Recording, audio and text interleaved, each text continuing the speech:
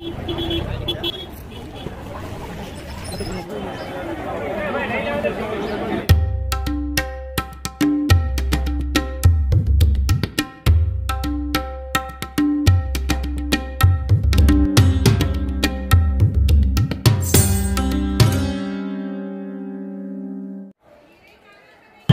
के प्रांगण में प्रवेश करते ही एक बहुत भव्य अनुभूति हुआ और उस अनुभूति को लेकर जैसे ही आगे बढ़े तो तुरंत देखिए क्या हुआ। महादेव, हर हर महादेव, हर हर महादेव।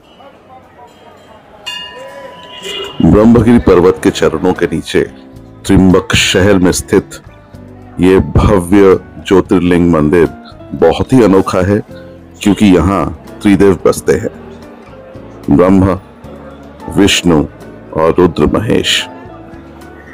फिलहाल हम ब्रह्म द्वार से अंदर जाएंगे और जाके अंदर हमको विष्णु के जो गोलाकार एरिया है वहां पे हम खड़े रहेंगे महेश जी को मिलने के लिए। ये जो गोलाकार एरिया है यहाँ पे विष्णु जी के पूजा होते हैं नीचे बैठकर। समय बहुत कम होता है और लोग बहुत ज्यादा। सुबह आने के बावजूद भी भीड़ बहुत थी, इसलिए सबको जल्दी जल्दी आगे बढ़ाया गया और अपना अपना माथा टेककर उसको आगे ठेल दिया जाता है, लिटरली ठेल दिया जाता है। दान पेटी रहता है, दान पेटी पर अपन दान डालकर और प्रवेश द्वार से बाहर निकल सकते हैं। मंदिर का आर्किटेक्चर बहुत ही सुंदर है, बहुत ही भव्य है। उनके ऊपर शिव पुराण, विष्णु पुराण, गरुड़ पुराण से कुछ चैप्टर से उठाए गए जो फिगर्स है उनको यहाँ पे बनाया गया है। ये हर मूर्ति बहुत सुंदर गठन और सूक्ष्म है। इस मंदिर के आसपास कई सारे गुरुकुल, आश्रम और संतों के समाधि भी है। वैसे तो ये मंदिर पांडवों के टाइम से है, महाभारत के टाइम से। शिवलिंग उन लोगों ने ही यहाँ पे स्थापित किया था, लेकिन उसके बाद मुगलों ने इसको तोड़ दिया था। शिवलिंग तोड़ नहीं पाए थे, मंदिर तोड़ दिया था। उसके बाद पेशवा बालाजी ने इसको फिर से इस मंदिर को बनाया था। बेसल्ट और लाइमस्टोन से बना हुआ ये मंदिर, यहाँ पे जो पर्वत है आसपास के वहीं से लाया हुआ मटेरियल से बनाया हुआ था। और इसके जो कटिंग्स है, इसके जो कॉर्नर्स है, ये बहुत ही सूक्ष्म है, बहुत ही एक्सपर्ट है। जिस टाइम पे मशीन नहीं थी, जिस टाइम पे आदमी को टेक्नोलॉजी नहीं पता था, उस वक्त के ये मंदिर जो है ये बहुत ही प्यारा आर्किटेक्चर है। ये जो आर्किटेक्चर का स्टाइल है इसे कहते हैं हिमादपंथी। श्री हिमाद जो थे वो एक आर्किटेक्ट थे फ्रॉम 13th सेंचुरी और उनका बनाया हुआ कई सारे भारत में ऐसे मंदिर हैं जो काला पत्थर और लाइमस्टोन से बना हुआ है और इसी स्टाइल को कई साल तक फॉलो किया गया है। जैसे कि यहाँ पे आप देख रहे हैं गरुड़, विष्णु जी के जो रुद्र जो रूप है वो, और इनके चूड़े में जो जितना भी ये स्टेप्स है ये बहुत ही अनोखा है, जो सिर्फ और सिर्फ भारतवर्ष के इस वेस्टर्न रीजन में ही पाया जाता है।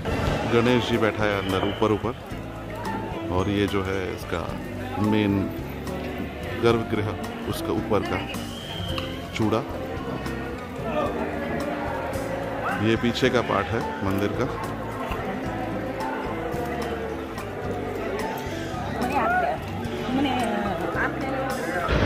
वैसे तो इस मंदिर में सुबह 5 बजे से आपको दर्शन का टाइमिंग शुरू हो जाता है, रात को 9 बजे तक रहता है, उसके बाद बंद हो जाता है। और ये जो कैंपस है पूरा, यहाँ पे एक ड्रेस कोड जैसा रखा तो गया था, लेकिन इतना स्ट्रिक्ट भी नहीं है। आप चाहे धोती पजामा कोई भी कॉटन के कपड़े पहन के आप यहाँ पे आ सकते हैं, जीन्स पहन के भी आ सकते हैं, लेकिन बस दिल में भक्ति होनी चाहिए।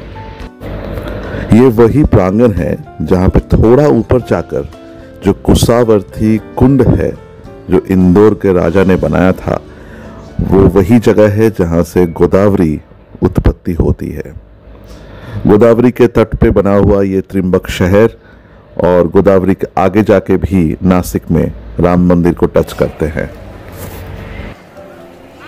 एंट्री नहीं किया था वो, अच्छा वो एंट्रेंस है जो अनपेड एंट्रेंस है, वो है। नाद सुनाई दे रहा होगा आपको।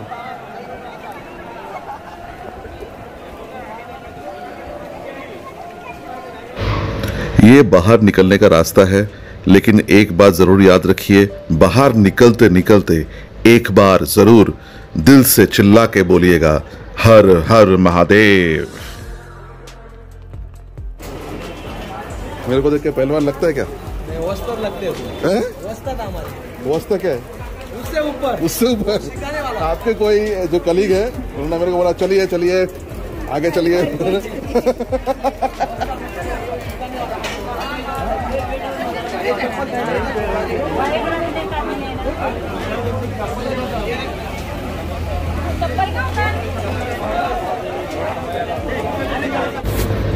मंदिर हो और उसके सामने मार्केट ना हो, ऐसा तो हो ही नहीं सकता। इसी मार्केट को एक्सप्लोर करते हुए हम थोड़ा बहुत रुद्राक्ष के कुछ बने हुए चीज़ें वो देखने के लिए हम निकल पड़े। और कहीं कहीं पे जो छोटे छोटे वेंडर्स है, वोकल फॉर लोकल हमारे दिमाग में बैठा हुआ है, इसलिए हमने सोचा छोटे छोटे दुकानदारों को हम सपोर्ट करेंगे अगर खरीदना ही है तो। कुछ रुद्राक्ष मिले यहाँ पे, 2 मुखी 1 मुखी रुद्राक्ष मिले जो हमने यहाँ से इन लोगों से खरीदा। टोटल हमने 1000 रुद्राक्ष इन लोगों से लेके गए। जितना हम वोकल फॉर लोकल है उतना ही हम रेडी टू बार्गेन है। ये जो पूरा मार्केट प्लेस है ये पूरा बार्गेनिंग पे चलता है, इसलिए मधु ने कोई भी चांस नहीं छोड़ा और बहुत अच्छे बार्गेन करते हुए उसने 1000 रुद्राक्ष खरीद लिया। कर दो ना, 1000 में दे दो पूरा, हो जाएगा तो दे दो। अरे मत करना भाई, ऐसे कर लेना यार 1000 में। अभी ये अंदर कह रहे हैं, मुझे लगता है कि 1 लाख से ज्यादा आते होंगे। अब इतना बार्गेनिंग करने के बाद खाना और पीना मैंडेटरी हो जाता है। तो समोसा है क्या? हाँ बिल्कुल खाना चाहिए। इसके बाद चलते हैं उधर। इधर बैठना है कि उधर बैठना है? था तो सभी फ्राइड फूड, ऐसा तो कुछ हेल्दी तो नहीं बोल सकते, लेकिन फ्रेश थे, तभी बनाया गया था। बन के बने हुए कुछ फ्राइड थे और वहाँ पे वड़ा था जो टिपिकल मराठी मार्केट में आपको मिलेगा, वो अवेलेबल थे, लेकिन बहुत साफ सुथरा, बहुत अच्छी तरह से और दिल से बने हुए चीज़ें थे। पोहे अच्छा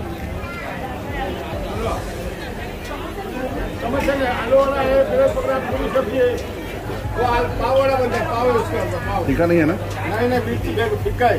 हाँ तो 1-2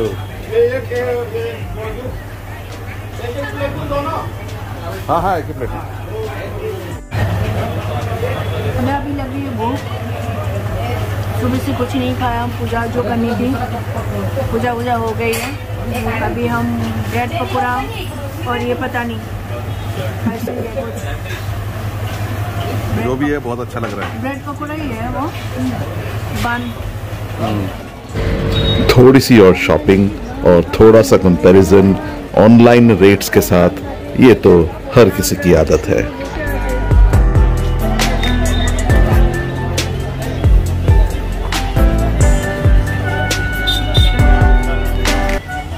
एक मंदिर होता है जिसके वजह से आसपास इतने सारे एम्प्लॉयमेंट होता है। अरे देखो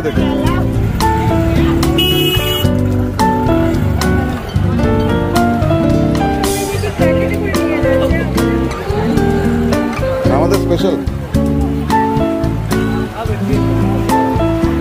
এতক্ষণ বারিশ হচ্ছিল না কিন্তু।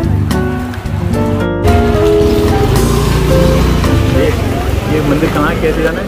ऐसे जाओ आप, यहाँ से थोड़ा सा जाओगे फिर आपको दिख जाएगा वो पिंक, इधर आ जाओ तो पिंक बिल्डिंग दिख रहा है आपको, वैसे उसको मार्क बनाइए और वो ग्रीन बोर्ड से लेफ्ट लेके आप सीधे जाइए। कितना दूर रहेगा भैया? 10 स्टेप्स 50 स्टेप्स। Thank you. वहीं पे हाँ होगा क्या? भीड़ है, अभी भीड़ है। कितना टाइम लग जाएगा? आप अगर पेड दर्शन करोगे तो यू हैव टू पे 200 पर head, that will be faster. और अगर आप नॉर्मल जाओगे तो थोड़ा सा दूसरी तरफ से लाइन देना पड़ेगा। It will take about good 1 hour to reach in normal way. 1 घंटा आपको वेट करना पड़ेगा। 15 minutes। ऑलराइट।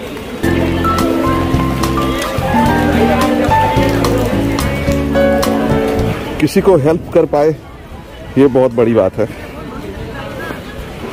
इतना इन्फॉर्मेशन दे पाए ये भी बहुत बड़ी बात है। वापस चलेंगे। आई होप कि हमारे बच्चे लोग ठीक ठाक है। कैमरा बहुत शेक हो रहा है, उसके लिए माफ़ी चाहता हूँ। यहाँ पे बहुत प्रोफेशनल तरीके से शूट नहीं कर सकते।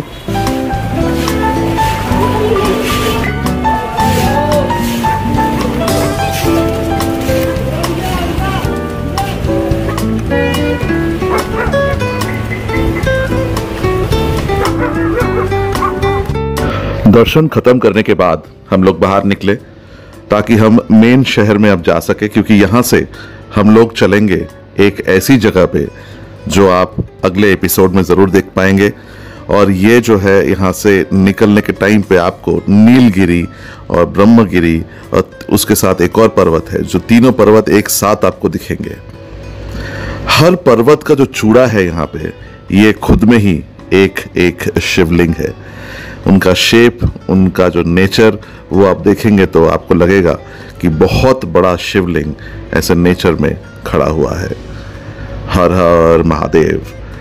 हो सके तो हम जरूर वापस आएंगे, आप भी आइए। वहां से आए हैं तो जिनका है उनके पास ही बैठा हुआ है। देखो,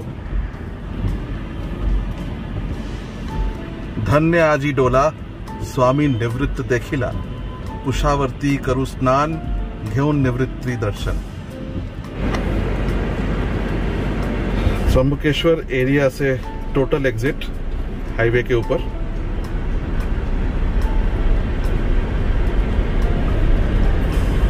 राइट टर्न करना है। अभी हमको राइट टर्न करना है, करेक्ट।